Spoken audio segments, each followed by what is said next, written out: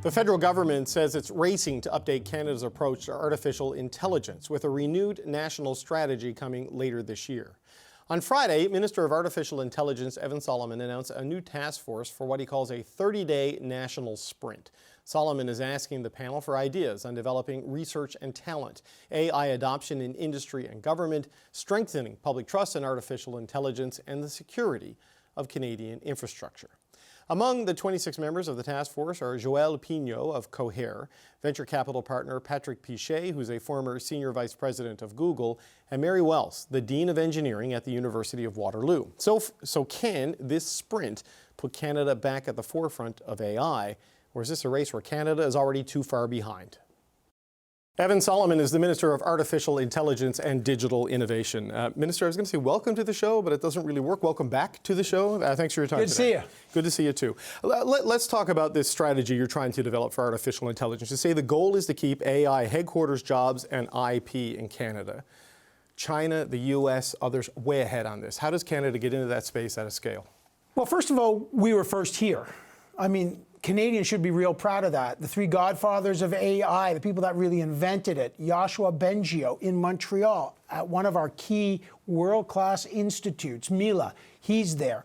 Geoffrey Hinton won the Nobel Prize and the Turing Prize. He's at our Vector Center in Toronto, and Rich Sutton at Amy in Edmonton, who pioneer of machine learning. We invented it. First country to have a pan-Canadian AI strategy, which we can talk about because we're going to update it 2 years early. On that. So we've been here. We have the best researchers, some of the best frontier work's being done here. We've commercialized it. David, we've got 2,500 different AI companies right now in Canada. So it's not like we are starting from an incredibly advanced position. We've got the best of the best here. The question isn't how do we catch up, it's how do we stay in front? How do we do a couple of things? One, keep not just the research here, but keep our IP and our companies here. That's key.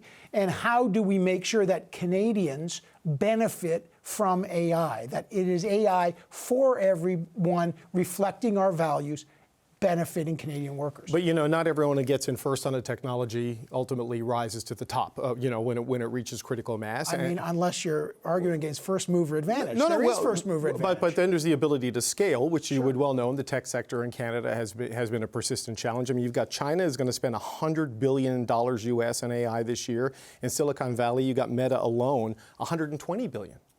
I mean, we may have first mover advantage, but that kind of capital isn't here. So how do you compete there? So first of all, it's a fiercely competitive space. You're right. And you know, what is our goal here?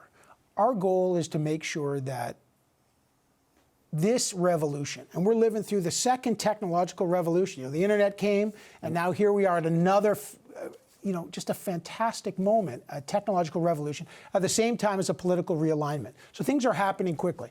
There's a lot of companies pouring a lot of money in. But I'll give you an example. You mentioned China and the United States. Yeah. Those countries have these home to two of the large language models. People say, oh, ChatGPT. Those kind of companies are invented in the US. There's only 4 countries that have major LLM, large language model companies, that are making like the ChatGPT and the Anthropic. The US, China, there's 1 in France, and the 4th right here, Cohere in Canada. So let's be clear, we are there. Our challenge and the mission that I launched last week has 2 things. One, AI for everyone, to make sure that all Canadians benefit from it. We keep our jobs, our IP safe, our privacy and data safe. Canadians have questions about that. And to make sure that we do it in a timely fashion. And that's what we're doing. I mean, keeping jobs, how do you keep talent? I mean, you look at some of these pay packages coming out of the US. I mean, computer scientists are getting paid like LeBron James, right? The New York Times talked about someone getting a $250 million US package, a researcher in this. We've talked to the innovation space here for years, outside of just AI. The lure of the big payday is pretty strong. Yeah, look, Canada's always, people like what Canadians do, so there's always been a brain drain issue. But just to be clear, like let's just stick to some of the facts. One, the digital economy in Canada is the fastest growing job sector in the country. There's over 800,000 people working in good high-skilled jobs. 2, as I say, there's 150,000 people currently, David, working in AI right now. So this is a fast-growing sector. How do you keep them here? Part of our plan. We got $2 billion already invested in this and more to come. But one, they need capital. So they need better ways to invest in our country. We need to convert our good ideas into commercialization. That's part of our plan to incentivize commercialization. Two, they need compute power. They need access to compute. Compute is the power, access to the power to solve these problems using AI. That's really a big constraint. We have a $300 million access to compute fund for small, medium-sized businesses to use it. That's really important. Okay, so they need customers. The government plays a role there. One, creating an environment where people are investing, but two, on the demand side, like the procurement side. And you saw that we did that memorandum of understanding with Cohere to make sure the government's driving that. And you said, just getting back to the talent, like how do you attract talent? Look, it's a good place to be. We have more free trade agreements than any other country in the world. But an individual employee doesn't care about that. They care about their salary. And this is a moment, because of what's happening in the US and other countries, where there are very talented people that are looking for a home, and you will see strategies to attract that talent. We already have the global talent strategy, but to attract talent to Canada and to do it more quickly. Right, but there's going to need to be some guardrails and scaffolding put around this industry as it grows. You talked about the need for regulation, the protection of data. Already, we've seen challenges in the recent past trying to regulate or even tax big multinational tech companies, right? So you have this challenge here because it's a lot of the same players moving into this space. So let's start with the problem and get how we're getting there. Look, technology moves at the speed of innovation. There's a lot of stuff that you're talking about. Trust moves at the speed, and adoption moves at the speed of trust. So, we've got an adoption problem first and foremost here, David. In other words, we're about 8 to 10% behind other OECD countries in terms of people using AI. So that's productivity. AI is a tool to help our government, our companies improve healthcare, like drug discovery, massively important, our agriculture, our factories. Look, that's what people have to understand. AI is not like some tech. It's a tool. So we need to first get people to adopt this technology, and that's trust. So how are we going to do that? The first thing is legislation. We'll be bringing forth legislation, I've said this publicly, on privacy and data. Canadians want to know that their privacy and their data is protected from deep fakes, that their kids are protected.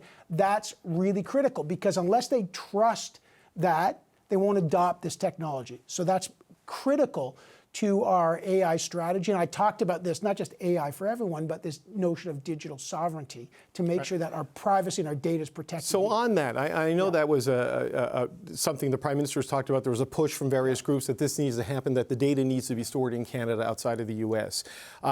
Going back to the question about regulating, the social media companies and Google, for example, there were frustration with the regulation inside Canadian borders. I mean, does that become a competitive disadvantage if you insist on these things to lure this capital here? Because they may not have those concerns in China or in the United States the way we would have them in Canada. So I don't want to move too quick because there's a bunch of things there. First of all, on the privacy and data. There was a piece of legislation. This is like the only show that you could talk about the name of a bill and people will be like, oh yes, I know that. It was called C-27, but it was really about Canada's privacy and data. And it died in the last Parliament. And it had two parts were on privacy and data, and one part was kind of a more overall regulation on AI. That was pretty controversial. Things have moved real quick. The first two parts are about updating our 25-year-old privacy laws. I'm very committed to doing, and adding things like protecting against deep fakes. Sure. Anyone watching has seen those deep fakes. I've been in a million of them. That's right. Elon Musk selling crypto. I'm just checking that you're real right now. He is. But also making sure that our kids, I mean, you and I are both dads, making sure that kids are protected, right? And they're sensitive data, and also watching data flows. That's part of it, okay? There are other bills, the online harms bill that Stephen Guilbeault is talking about. But this is the first, we have to get that part right, and that's what I'm talking about, to make sure folks appreciate that. I think, by the way, every company is aware that, and whether they're US hyperscalers or not, that protecting data and privacy is important. And I get that, and you're clearly making an argument for the benefits of artificial intelligence, and it is a technology, it is a tool. You've heard the criticism from groups like Citizen Lab that maybe you're too much of a cheerleader for it. You mentioned Jeffrey Hinton earlier. He has said this is potentially an extinction-level technology. I don't know, but it will be disruptive, and people could lose jobs as certain processes get automated. So there is a downside to this you have to guard against as a government. So how do you manage the economic and social dislocation that could come from this moving at scale? Look, it's natural to have anxiety about new technologies. Every tech cycle. I remember when when the internet came and my dad was like, I am not going to be putting my credit card online. That's on the internet. But it's wiped out, local newspapers, right? Because of classifieds moving online, there is dislocation. But we've had massive economic growth because of the digital age, right? I mean, there's been massive economic growth. And the history shows that usually new technologies create jobs. But that doesn't mean that you don't have to be very careful and make sure, as I said, adoption moves at the speed of trust, to make people trust it and make sure it's used safely. And that's really important. One of the things that you're talking about is skills training. And part of our government, and working with Minister Patty Hajdu, is making sure that our workforce is trained and upskilled because they need to use this technology. And again, this is a tool to help better serve Canadians. And it's not just about being a cheerleader. And again, we need to celebrate our innovators and our entrepreneurs. But David, I will say we've also got to make sure that we've got the regulatory structures, and that's why we will be bringing forward things on privacy and data as a start to make sure that these things go hand in hand, to make sure that our digital sovereignty is here and AI can be benefit for everybody. Okay, we're out of time. We've got to leave it there. Minister of Artificial Intelligence and Digital Innovation, Evan Solomon. I know it's Yom Kippur. Have an easy fast. Thank you for your time today, sir. Appreciate it.